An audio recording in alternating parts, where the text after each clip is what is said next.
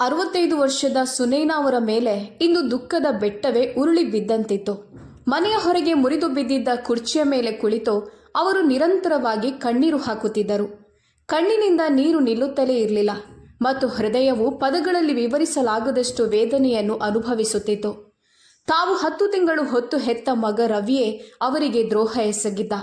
ಅಮೆರಿಕದಲ್ಲಿ ನೆಲೆಸುವ ಕನಸಿಗಾಗಿ ಅಲ್ಲಿ ಸೆಟಲ್ ಆಗಲು ಅಪಾರ ಹಣದ ಅಗತ್ಯವಿತ್ತು. ಆ ಹಣಕ್ಕಾಗಿ ಆತ ಹೆತ್ತ ತಾಯಿಯ ಬೆನ್ನಿಗೆ ಚೂರಿ ಹಾಕಿದ್ದ. ಸುನೈನಾ ಮತ್ತು ಅವರ ಪತಿ ರಮೇಶ್ ತಮ್ಮ ಇಡೀ ಜೀವನದ ಪರಿಶ್ರಮ, ತ್ಯಾಗ ಮತ್ತು ರಕ್ತ ಬೆವರಿನಿಂದ ಕಟ್ಟಿದ ಮನೆ ಅದಾಗಿತ್ತು. ಆ ಮನೆಯ ಪ್ರತಿಯೊಂದು ಇಟ್ಟಿಗೆಯಲ್ಲೂ ಅವರ ನೆನಪುಗಳು ಮನೆ ಮಾಡಿದ್ದವು. ಆ ಮನೆಯ ಗೋಡೆಗಳು ಅವರ ಸುಖ ದುಃಖಗಳಿಗೆ ಸಾಕ್ಷಿಯಾಗಿದ್ದವು. ಆದರೆ ರವಿ ಮೋಸದಿಂದ ಆ ಮನೆಯನ್ನು ತನ್ನ ಹೆಸರಿಗೆ ಮಾಡಿಕೊಂಡು ತಾಯಿಗೆ ತಿಳಿಸದೆ ಮಾರಿಬಿಟ್ಟಿದ್ದ. ಈ ಇಡೀ ಸಂಚಿನಲ್ಲಿ ರವಿಯ ಹೆಂಡತಿ ಆರತಿಯದ್ದೇ ದೊಡ್ಡ ಪಾತ್ರವಿತ್ತು. ಮಗ ಮತ್ತು ಸೊಸೆ ಸೇರಿ ಸುನೈನಾ ಅವರ ಎಲ್ಲ ಆಸೆಗಳನ್ನು ಚೂರು ಚೂರು ಮಾಡಿದ್ದರು. ಆದರೆ ಇದಕ್ಕಿಂತ ದೊಡ್ಡ ದುಃಖ ಇನ್ನೂ ಕಾಯುತ್ತಿತ್ತು. ರವಿ ಮತ್ತು ಆರತಿ ತಮ್ಮ 2 ಮಕ್ಕಳನ್ನು ಕರೆದುಕೊಂಡು ಅಮೆರಿಕಾಗೆ ಶಿಫ್ಟ್ ಆಗುತ್ತಿದ್ದರು. ಹಾಗೂ ಸುನೈನಾ ಅವರಿಗೆ ಈಗ ಬರೀ ಹೊರೆಯಾಗಿದ್ದರು. ಅವರನ್ನು ಜೊತೆಯಲ್ಲಿ ಕರೆದುಕೊಂಡು ಹೋಗುವ ಪ್ರಶ್ನೆ ಇರಲಿಲ್ಲ. ಅವರಿಗಾಗಿ ವೃದ್ಧಾಶ್ರಮದಲ್ಲಿ ಮೊದಲೇ ಮಾತುಕತೆ ನಡೆಸಿ ವ್ಯವಸ್ಥೆ ಮಾಡಲಾಗಿತ್ತು. ಇಂದು ಒಂದೇ ದಿನದಲ್ಲಿ ಸುನೈನಾ ಅವರಿಗೆ ಎಲ್ಲವೂ ತಿಳಿಯಿತು. ಮನೆ ಮಾರಾಟವಾಗಿತ್ತು ಮತ್ತು ಈಗ ಅವರನ್ನು ವೃದ್ಧಾಶ್ರಮಕ್ಕೆ ಕಳುಹಿಸಲಾಗುತ್ತಿತ್ತು. ಮನೆಯ ಹೊರಗೆ ಅವರು ಅದೇ ಮುರಿದ ಕುರ್ಚಿಯ ಮೇಲೆ ಕುಳಿತಿದ್ದರು. ಪಕ್ಕದಲ್ಲಿ ಒಂದು ಹಳೆಯ ಬ್ಯಾಗ್ ಇಡಲಾಗಿತ್ತು. ಅದರಲ್ಲಿ ಅವರ ಕೆಲವು ಬಟ್ಟೆಗಳು ಮತ್ತು ಅಗತ್ಯ ವಸ್ತುಗಳಿದ್ದವು. ಅವರ ಕಣ್ಣೆದುರೇ ಮಗ ರವಿ ಮಧ್ಯವರ್ತಿಯೊಬ್ಬನ ಜೊತೆ ಹಣದ ವಿಷಯ ಮಾತನಾಡುತ್ತಿದ್ದ. ಮನೆಗೆ ಬರಬೇಕಾದ ಅರ್ಧಕ್ಕಿಂತ ಹೆಚ್ಚು ಹಣ ಸಿಕ್ಕಿದೆ, ಬಾಕಿ ಹಣ 1-2 ದಿನಗಳಲ್ಲಿ ಸಿಗುತ್ತದೆ ಎಂಬಷ್ಟೇ ಮಾತು ಸುನೈನಾ ಅವರಿಗೆ ಅರ್ಥವಾಯಿತು. ಅವರ ಎದೆ ಬಡಿತ ನಿಂತು ನಿಂತು ಸಾಗುವಂತಿತ್ತು. ಮಾತು ಮುಗಿಯುತ್ತಿದ್ದಂತೆ ರವಿ ಅವರ ಬಳಿಗೆ ಬಂದು, ಅಮ್ಮ, 2 ಗಂಟೆಯ ನಂತರ ನಮ್ಮ ಫ್ಲೈಟ್ ಇದೆ, ನಡಿ, ನಿನ್ನನ್ನು ವೃದ್ಧಾಶ್ರಮದಲ್ಲಿ ಬಿಟ್ಟು ಬರುತ್ತೇನೆ, ಮಧ್ಯ ಮಧ್ಯೆ ನಿನ್ನನ್ನು ನೋಡಲು ಬರುತ್ತಿರುತ್ತೇನೆ ಎಂದ.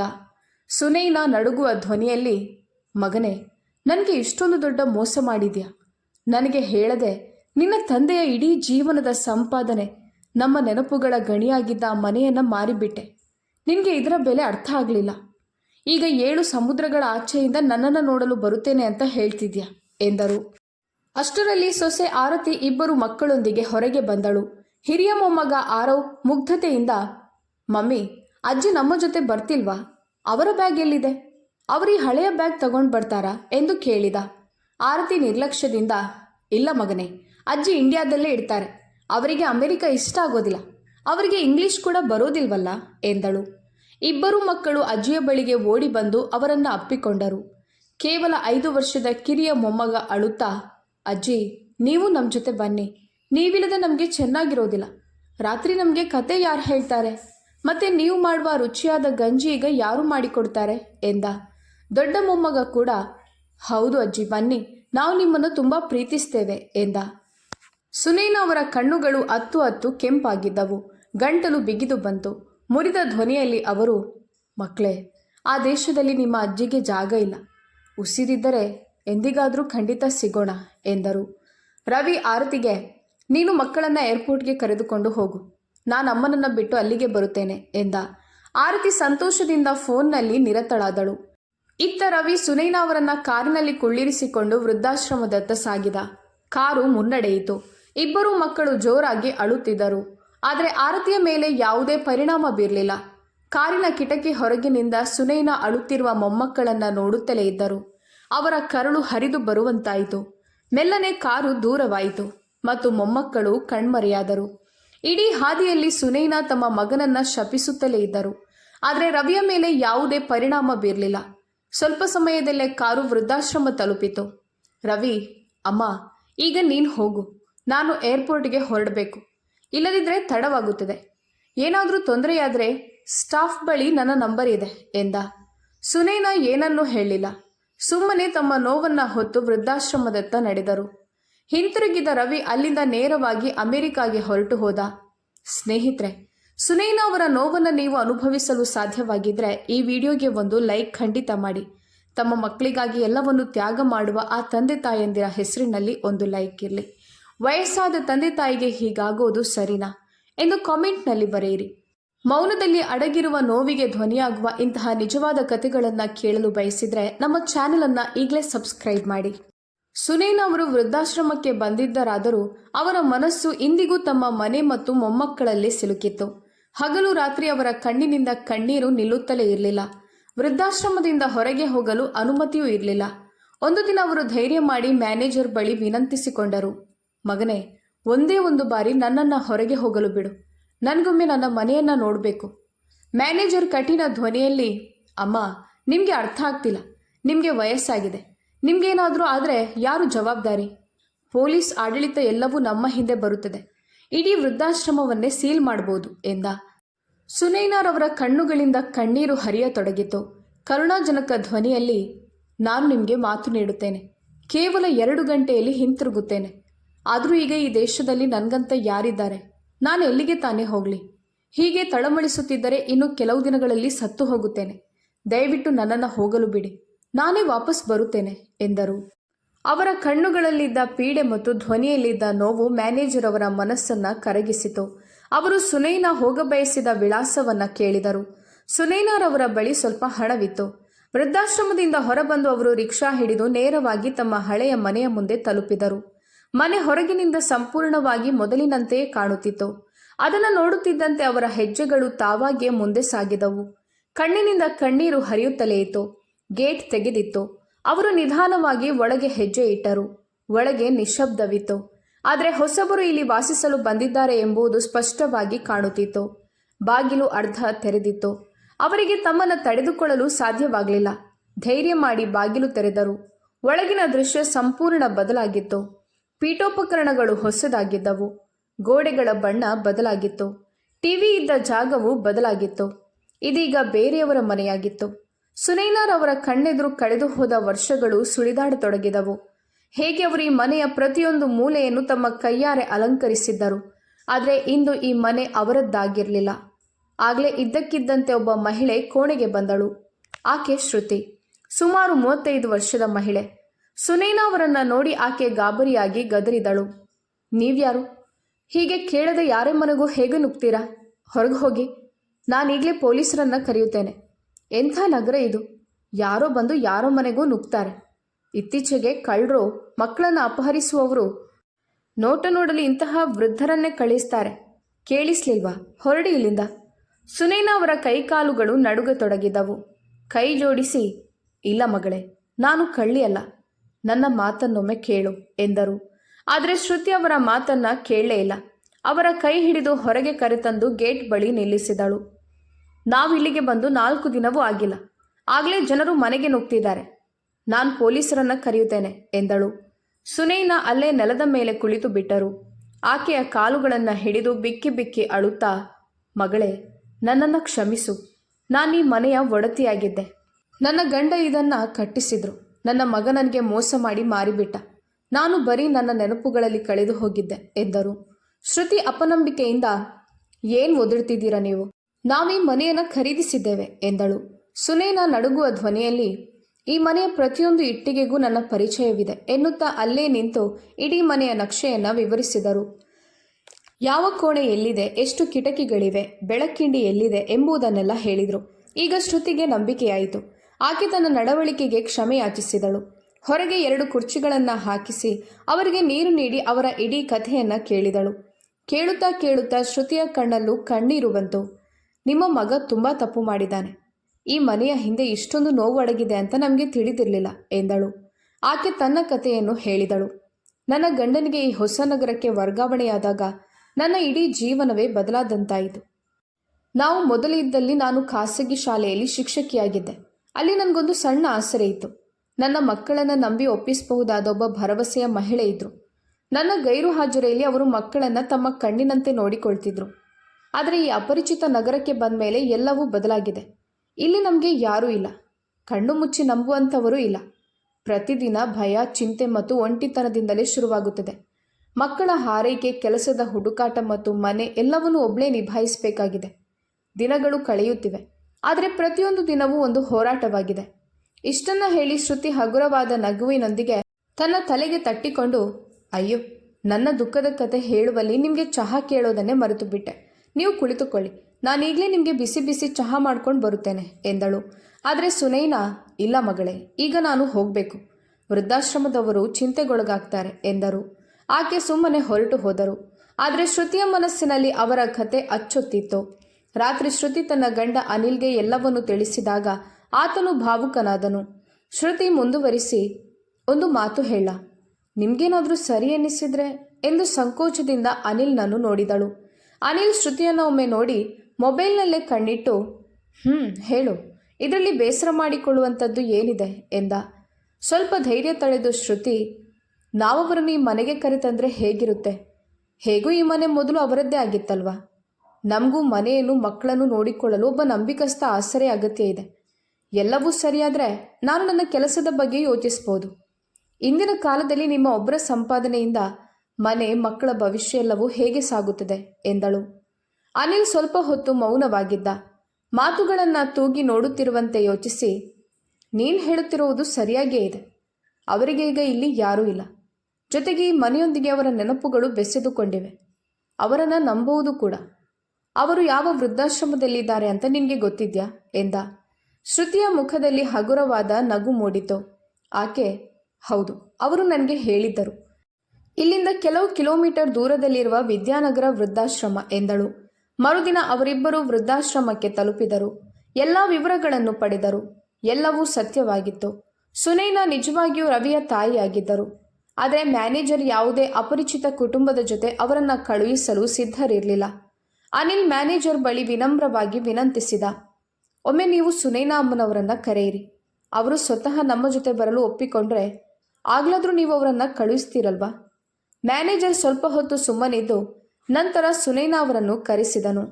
ಶ್ರುತಿಯನ್ನು ಅಲ್ಲಿ ನೋಡಿ ಸುನೈನಾ ಆಶ್ಚರ್ಯಚಕಿತರಾದರು. ಅವರು, ಅಯ್ಯೋ ಮಗಳೇ, ನೀನು ಇಲ್ಲೇನು ಎಂದರು. ಆಗ ಶ್ರುತಿ, ಹೌದು ಅಮ್ಮ, ನೀವೀ ವೃದ್ಧಾಶ್ರಮದಲ್ಲಿ ಇರುವುದಾಗಿ ಹೇಳಿದ್ರಲ್ವಾ, ಹಾಗಾಗಿ ನಿಮ್ಮನ್ನು ಭೇಟಿಯಾಗಲು ಬಂದೆವು. ನೀವು 2 ನಿಮಿಷ ನನ್ನ ಮಾತು ಕೇಳ್ತೀರಾ ಎಂದಳು. ನಂತರ ಶ್ರುತಿ ಸುನೈನಾ ಅವರ ಬಳಿ, ಅಮ್ಮ, ಅಂದು ನಿಮ್ಮ ಇಡೀ ಮಾತನ್ನು ಕೇಳಿದೆ. ನಿಜ ಹೇಳಬೇಕಂದ್ರೆ ನನಗಾಗ ನಿಮ್ಮ ಬಗ್ಗೆ ತುಂಬ ಬೇಸರವಾಯಿತು.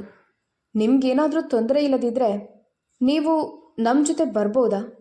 ನಮ್ಮ ಮನೆಯಲ್ಲಿ ಮಕ್ಕಳಿಗೆ ಉತ್ತಮ ಸಂಸ್ಕಾರ ನೀಡಲು ಯಾವುದೇ ಹಿರಿಯರಿಲ್ಲ. ನಿಮಗೇನಾದರೂ ಅಭ್ಯಂತರವಿಲ್ಲದಿದ್ದರೆ ನಾವು ನಿಮ್ಮನ್ನು ಇಲ್ಲಿಂದ ಕರೆದುಕೊಂಡು ಹೋಗಲು ಬಯಸುತ್ತೇವೆ ಎಂದಳು.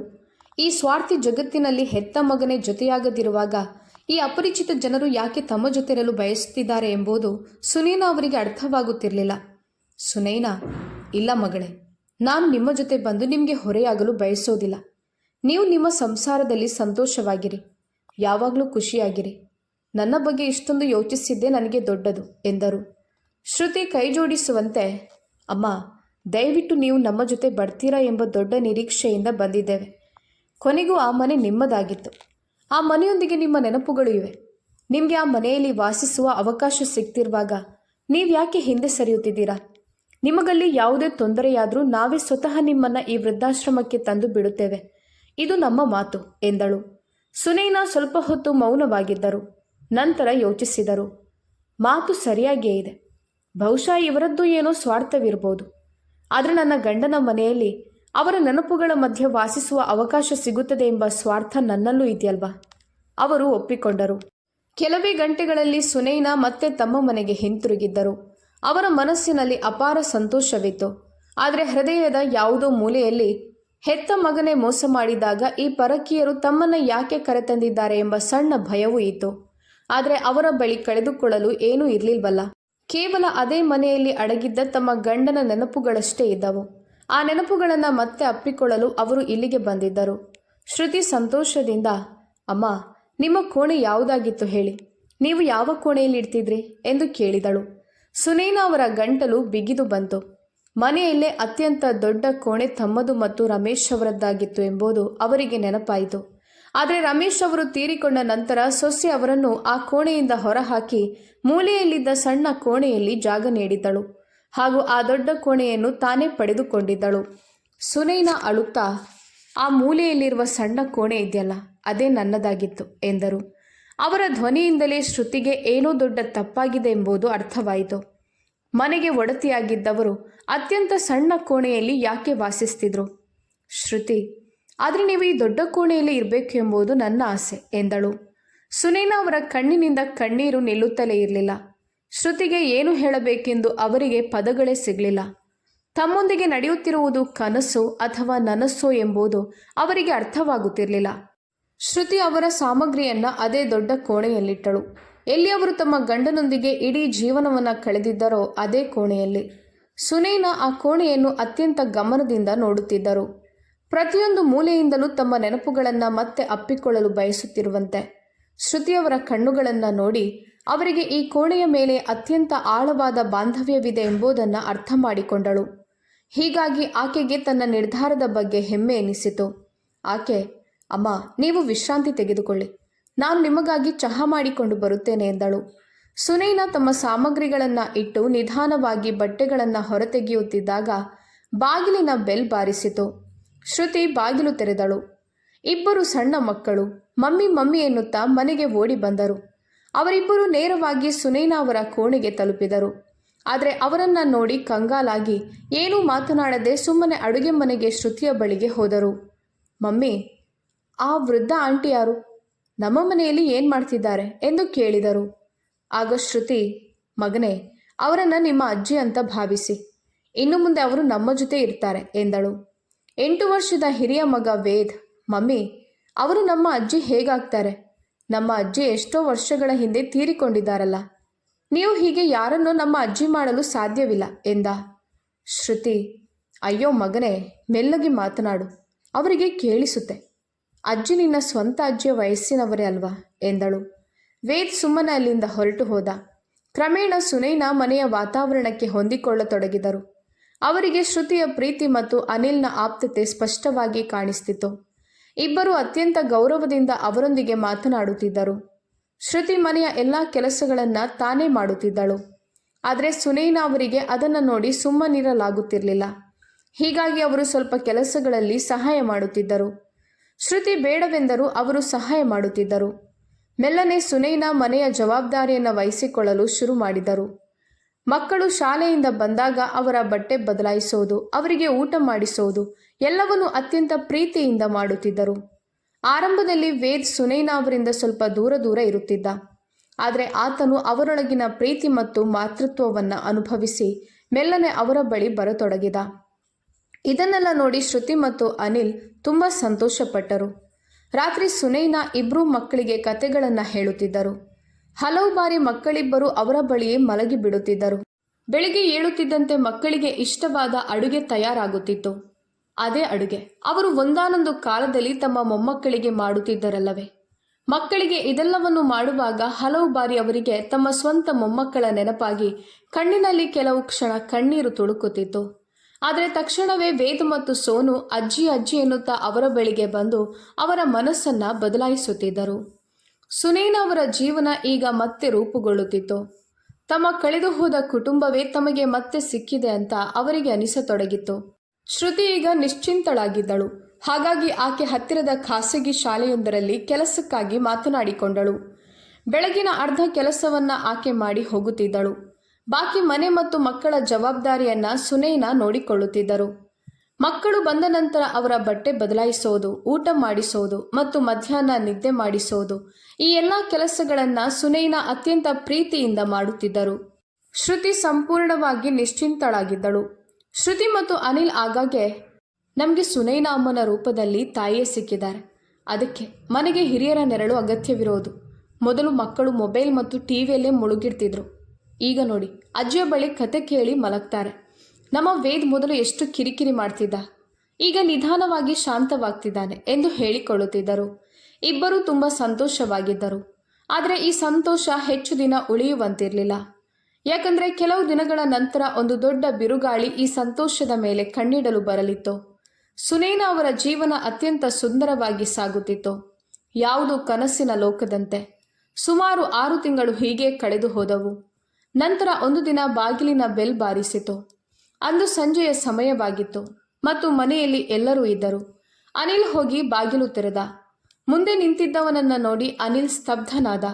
ಆತ, ಮಿಸ್ಟರ್ ರವಿ, ನೀವಿಲ್ಲೇನು ಎಂದ. ರವಿ ಅತ್ಯಂತ ಶಾಂತ ಧ್ವನಿಯಲ್ಲೇ, ಮಿಸ್ಟರ್ ಅನಿಲ್, ನಾನು ಒಳಗೆ ಬರ್ಬೋದಾ ಎಂದ. ಅನಿಲ್ ಆತನನ್ನು ಒಳಗೆ ಕುಳ್ಳಿರಿಸಿ, ಎಸ್ ಮಿಸ್ಟರ್ ರವಿ, ನೀವು ಇದ್ದಕ್ಕಿದ್ದಂತೆ ಇಂಡಿಯಾಗೆ ಯಾವಾಗ ಬಂದ್ರಿ? ಈ ಮನೆಗೆ ನೀಡಬೇಕಿದ್ದ ಪೇಮೆಂಟ್ ಎಲ್ಲವನ್ನು ನಾನು ಕ್ಲಿಯರ್ ಮಾಡಿದ್ದೇನೆ. ಏನಾದರೂ ತೊಂದರೆ ಇದೆಯಾ ಎಂದು ಕೇಳಿದ. ರವಿ ಸ್ವಲ್ಪ ಹೊತ್ತು ಮೌನವಾಗಿ ನಂತರ, ನಾನು ನಮ್ಮ ಅಮ್ಮನನ್ನು ಭೇಟಿಯಾಗಲು ವೃದ್ಧಾಶ್ರಮಕ್ಕೆ ಹೋಗಿದ್ದೆ. ಅಲ್ಲಿಂದ ನನಗೆ ಅಮ್ಮ ಇಲ್ಲಿದ್ದಾರೆ ಅಂತ ತಿಳಿಯಿತು ಎಂದ. ರವಿ ಮುಂದೆ ಏನೋ ಹೇಳುವಷ್ಟರಲ್ಲಿ ಅನಿಲ್, ಹೋ, ಹಾಗಾದರೆ ನೀವು ನಿಮ್ಮ ಅಮ್ಮನನ್ನು ನೋಡಲು ಬಂದಿದ್ದೀರಾ ಎಂದ. ರವಿ, ಇಲ್ಲ, ನಾನು ನನ್ನ ಅಮ್ಮನನ್ನು ಕರೆದುಕೊಂಡು ಹೋಗಲು ಬಂದಿದ್ದೇನೆ ಎಂದು ಉತ್ತರಿಸಿದ. ಇದನ್ನು ಕೇಳುತ್ತಿದ್ದಂತೆ ಅನಿಲ್ನ ಕಾಲಡಿಯ ನೆಲವೇ ಕುಸಿದಂತಾಯಿತು. ಅದೇ ಸಮಯದಲ್ಲಿ ಶ್ರುತಿ ನೀರು ತರುತ್ತಿದ್ದಳು. ಆಕೆಯು ಈ ಮಾತನ್ನು ಕೇಳಿಸಿಕೊಂಡಳು. ಆಕೆಯ ಕೈಯಲ್ಲಿದ್ದ ನೀರಿನ ಟ್ರೇ ಜಾರಿ ಬೀಳುವುದರಲ್ಲಿತ್ತು. ನಡುಗುವ ಕೈಗಳಿಂದ ಆಕೆ ಟ್ರೇಯನ್ನು ಟೇಬಲ್ ಮೇಲಿಟ್ಟು ಕಲ್ಲಿನಂತೆ ಅಲ್ಲೇ ನಿಂತು ಬಿಟ್ಟಳು. ಅನಿಲ್ ಮತ್ತು ಶ್ರುತಿಯ ಮೇಲೆ ಕೆಲವು ಕ್ಷಣಗಳಲ್ಲಿ ಬೆಟ್ಟವೇ ಉರುಳಿ ಬಿದ್ದಂತಾಯಿತು. ರವಿ ಮುಂದುವರಿಸಿ, ನೋಡಿ ಮಿಸ್ಟರ್ ಅನಿಲ್, ನೀವು ನನ್ನ ಅಮ್ಮನನ್ನು ನಿಮ್ಮ ಮನೆಗೆ ಕರೆತಂದಿದ್ದೀರಿ. ಅದು ಒಳ್ಳೆಯದೇ ಆಯಿತು. ನಾನು ಅದರ ಬಗ್ಗೆ ಏನೂ ಹೇಳ್ತಿಲ್ಲ. ಆದರೆ ಈಗ ನಾನು ನನ್ನ ಅಮ್ಮನನ್ನು ಅಮೆರಿಕಾಗೆ ಕರೆದುಕೊಂಡು ಹೋಗಲು ಬಯಸುತ್ತೇನೆ. ಆದ್ದರಿಂದ ನನ್ನ ಅಮ್ಮನನ್ನು ಕರೆಯಿರಿ ಎಂದ. ಅನಿಲ್ ಒಳಗಿನಿಂದ ಸಂಪೂರ್ಣವಾಗಿ ಕುಸಿದು ಬಿದ್ದಿದ್ದ. ಆದರೆ ಅಂತಿಮವಾಗಿ ಸುನೈನಾ ರವಿಯ ತಾಯಿಯಾಗಿದ್ದರಲ್ವ, ಹಾಗಾಗಿ ಆತನಿಗೆ ಏನೂ ಹೇಳಲಾಗಲಿಲ್ಲ. ಆತ ಶ್ರುತಿಗೆ, ಶ್ರುತಿ, ಹೋಗಿ ಅಮ್ಮನನ್ನು ಕರೆದುಕೊಂಡು ಬಾ ಎಂದ. ಶ್ರುತಿಯ ಕೈಕಾಲುಗಳು ತಣ್ಣಗಾಗಿದ್ದವು. ಆಕೆ ಕೇಳಿದ ಮಾತು ತಲೆಯ ಮೇಲೆ ಸಿಡಿಲು ಬಡಿದಂತಿತ್ತು. ಸುನೈನಾ ಕೋಣೆಯಲ್ಲಿ ಮಕ್ಕಳೊಂದಿಗೆ ಆಟವಾಡುತ್ತಿದ್ದರು. ಮಕ್ಕಳ ಮುಖದಲ್ಲಿದ್ದ ಸಂತೋಷ ಮತ್ತು ಸುನೈನಾ ಅವರ ಮುಖದಲ್ಲಿದ್ದ ನಗುವನ್ನು ನೋಡಿ ಶ್ರುತಿಯ ಕಣ್ಣಿನಲ್ಲಿ ಕಣ್ಣೀರು ಬಂತು.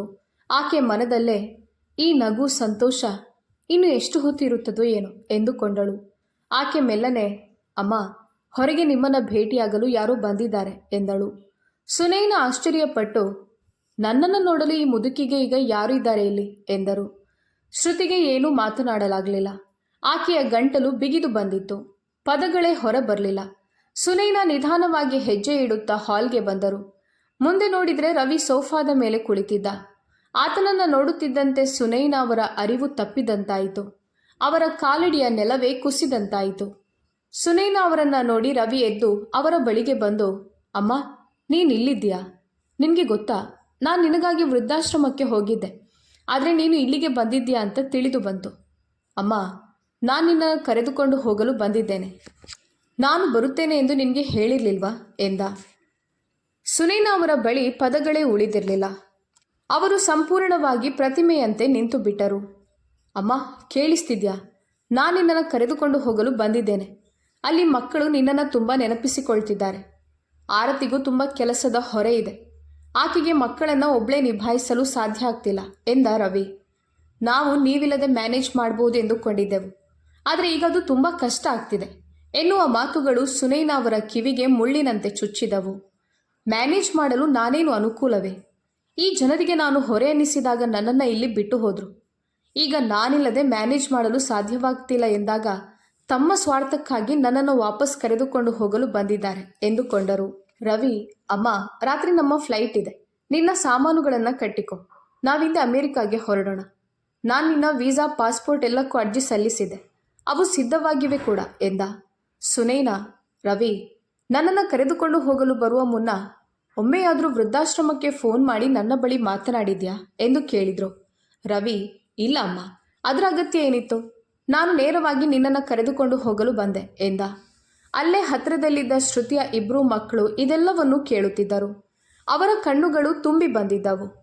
ಯಾಕಂದರೆ ಈಗ ಅವರ ಅಜ್ಜಿಯವರನ್ನು ಬಿಟ್ಟು ಹೋಗಲಿದ್ದರು. ಸುನೈನಾ ಮಕ್ಕಳ ಕಣ್ಣುಗಳನ್ನು ನೋಡಿದರು. ಆ ಕಣ್ಣುಗಳಲ್ಲಿ ಭಯ, ಪ್ರೀತಿ ಮತ್ತು ದುಃಖ, ಮೂರು ಭಾವನೆಗಳು ಒಂದೇ ಬಾರಿಗೆ ಕಾಣಿಸುತ್ತಿದ್ದವು. ಸುನೈನಾ, ನನ್ನ ಅಗತ್ಯ ನಿನಗಿಲ್ಲದಿದ್ದಾಗ ನನ್ನನ್ನು ಕಸದಂತೆ ಎಸೆದು ಹೋದೆ. ಈಗ ನಿನಗೆ ನನ್ನ ಅಗತ್ಯ ಇದ್ದಾಗ ನನ್ನನ್ನು ಕರೆದುಕೊಂಡು ಹೋಗಲು ಬಂದಿದ್ಯಾ? ನಾನು ನಿನ್ನ ತಾಯಿಯೋ ಅಥವಾ ಅಗತ್ಯಕ್ಕೆ ತಕ್ಕಂತೆ ಬಳಸುವ ವಸ್ತುವೋ? ಯಾವಾಗ ಬೇಕೋ ಆಗ ಎತ್ತಿಕೊಳ್ಳೋದು, ಬೇಡವೆಂದಾಗ ಎಸೆದು ಬಿಡೋದಾ ಎಂದರು. ರವಿಯ ಬಳಿ ಯಾವುದೇ ಉತ್ತರವಿರಲಿಲ್ಲ. ಆತ ಸ್ವಲ್ಪ ಹೊತ್ತು ಮೌನವಾಗಿದ್ದು ನಂತರ, ಅಮ್ಮ, ನನ್ನಿಂದ ತಪ್ಪಾಗಿದೆ ಅಂತ ಒಪ್ಪಿಕೊಳ್ಳುತ್ತೇನೆ. ಆದರೆ ಆಗಿದ್ದನ್ನು ಬದಲಾಯಿಸಲು ಸಾಧ್ಯ ಇಲ್ಲ. ನಾನು ನಿನ್ನನ್ನು ಕರೆದುಕೊಂಡು ಹೋಗಲು ಬಂದಿದ್ದೇನೆ. ನೀನು ನನ್ನ ಜೊತೆ ಬಾ ಎಂದ. ಸುನೈನಾ, ನೀನು ಇಡೀ ಜೀವನ ನಿನ್ನ ಅನುಕೂಲಕ್ಕೆ ತಕ್ಕಂತೆ ಕೆಲಸ ಮಾಡಿದ್ಯಾ ರವಿ. ನೀನು ಮತ್ತು ಆರತಿ ನನ್ನ ಬೆನ್ನಿಗೆ ಚೂರಿ ಹಾಕಿದ್ರಿ. ನನಗೆ ತಿಳಿಸದೆ ಮನೆಯನ್ನು ನಿನ್ನ ಹೆಸರಿಗೆ ಮಾಡಿಕೊಂಡೆ ಮತ್ತು ತಿಳಿಸದೆ ಮಾರಿಬಿಟ್ಟೆ. ನಿನ್ನ ಸಂಪೂರ್ಣ ಪ್ಲ್ಯಾನ್ ಸೆಟ್ ಆದಮೇಲೆ ನನ್ನನ್ನು ಬೇಡದ ಹಳೆಯ ವಸ್ತು ಎಂಬಂತೆ ವೃದ್ಧಾಶ್ರಮದಲ್ಲಿ ಬಿಟ್ಟು ನೀವೆಲ್ಲ ಅಮೆರಿಕಾದಲ್ಲಿ ಸಂತೋಷ ಹುಡುಕಲು ಹೊರಟು ಹೋದ್ರಿ. ಈಗ ಮತ್ತೆ ನಿನಗೆ ನನ್ನ ಅಗತ್ಯ ಬಂದಾಗ ನನ್ನನ್ನು ಕರೆದೊಯ್ಯಲು ಬಂದಿದ್ದೀಯಾ? ನನಗೇನು ಭಾವನೆಗಳೇ ಇಲ್ವಾ?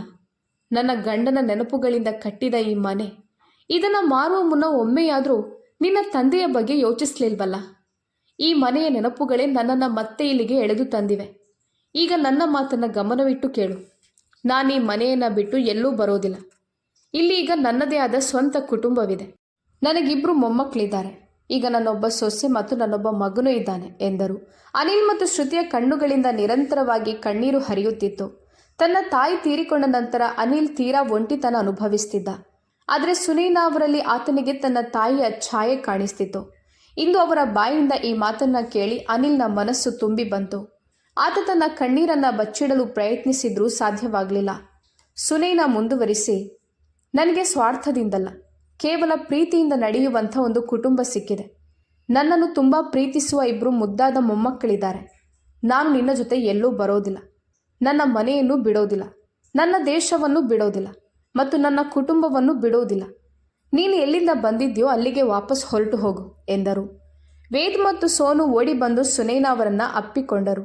ಅಳುತ್ತಾ, ಅಜ್ಜಿ, ನೀವೆಲ್ಲೂ ಹೋಗಬೇಡಿ. ಈ ಅಂಕಲ್ಗೆ ಇಲ್ಲಿಂದ ಹೋಗಲು ಹೇಳಿ. ಇವರು ನಿಮ್ಮನ್ನು ನಮ್ಮಿಂದ ಕಸಿದುಕೊಳ್ಳಲು ಬಂದಿದ್ದಾರೆ ಎಂದರು. ವೇದ್ ರವಿಯ ಕಡೆಗೆ ನೋಡಿ ಅಂಕಲ್, ನೀವು ಸುಮ್ಮನೆ ಇಲ್ಲಿಂದ ಹೊರಟು ಹೋಗಿ. ಅಜ್ಜಿ ಎಲ್ಲಿಗೂ ಬರೋದಿಲ್ಲ. ಈಗ ಅವರೇ ಹೇಳಿದಾರಲ್ವಾ, ಹಾಗಾಗಿ ನೀವಿಲ್ಲಿಂದ ಹೋಗಿ ಎಂದ. ಸುನೈನಾ ಕೊನೆಯ ಬಾರಿಗೆ, ಕೇಳಿಸ್ಲಿಲ್ವ ರವಿ? ಈಗ ನೀನಿಲ್ಲಿಂದ ಹೋಗ್ಬೋದು. ಯಾಕಂದರೆ ನಾನು ನಿನ್ನ ಜೊತೆ ಎಲ್ಲೂ ಬರೋದಿಲ್ಲ. ನಾನು ಇಲ್ಲೇ ಇರುತ್ತೇನೆ ಎಂದರು. ರವಿ ಸುಮ್ಮನೆ ತಲೆಬಾಗಿಸಿ ಹೊರಡತೊಡಗಿದ. ಸುನೈನಾ ಕೂಡ ತಮ್ಮ ಮುಖವನ್ನು ತಿರುಗಿಸಿಕೊಂಡರು. ಹೋಗ್ತಾ ಹೋಗ್ತಾ ರವಿ ಒಮ್ಮೆ ಹಿಂತಿರುಗಿ ಸುನೈನಾ ಅವರನ್ನು ನೋಡಿದ. ಆದರೆ ಸುನೈನಾ ಆತನ ಕಡೆಗೆ ನೋಡಲೇ ಇಲ್ಲ. ತಾಯಿಯ ಹೃದಯ ಸಂಪೂರ್ಣವಾಗಿ ಮುರಿದು ಬಿದ್ದಿದೆ ಮತ್ತು ಆಕೆ ಇನ್ಮುಂದೆ ತನ್ನ ಜೊತೆ ಬರೋದಿಲ್ಲ ಎಂಬುದು ಆತನಿಗೆ ಅರ್ಥವಾಗಿತ್ತು. ಆತ ಮೌನವಾಗಿಯೇ ವಾಪಸ್ ಅಮೆರಿಕಾಗೆ ಹೊರಟು ಹೋದ. ಇತ್ತ ಅನಿಲ್ ಮತ್ತು ಶ್ರುತಿ ಸುನೈನಾ ಅವರ ಕಾಲಿಗೆ ಬಿದ್ದರು. ಅನಿಲ್, ಅಮ್ಮ, ನಿಮ್ಮ ರೂಪದಲ್ಲಿ ನನಗೆ ನನ್ನ ತಾಯಿ ವಾಪಸ್ ಸಿಕ್ಕಿದ್ದಾರೆ. ನೀವು ನಿಜವಾಗಿಯೂ ನಮ್ಮ ಜೀವನಕ್ಕೆ ದೇವರ ಆಶೀರ್ವಾದವಾಗಿ ಬಂದಿದ್ದೀರಿ ಎಂದ. ಸುನೈನಾ ಇಬ್ಬರನ್ನು ಎಬ್ಬಿಸಿ ಅಪ್ಪಿಕೊಂಡರು. ಇದು ನಿಮ್ಮ ನಿರ್ಮಲವಾದ ಮನಸ್ಸು ಮಗನೇ. ವೃದ್ಧಾಶ್ರಮದಲ್ಲಿದ್ದ ಒಬ್ಬ ಮುದುಕಿಯನ್ನು ಅಲ್ಲಿಂದ ಕರೆತಂದು ತಾಯಿಯ ಸ್ಥಾನ ನೀಡಿದ್ರಿ. ನನಗೊಂದು ಇಷ್ಟು ಮುದ್ದಾದ ಕುಟುಂಬ, ಪ್ರೀತಿಯ ಮೊಮ್ಮಕ್ಕಳು ಮತ್ತು ಇಂತಹ ಒಳ್ಳೆಯ ಸೊಸೆಯನ್ನು ಕೊಟ್ಟಿದ್ದೀರಿ ಎಂದ.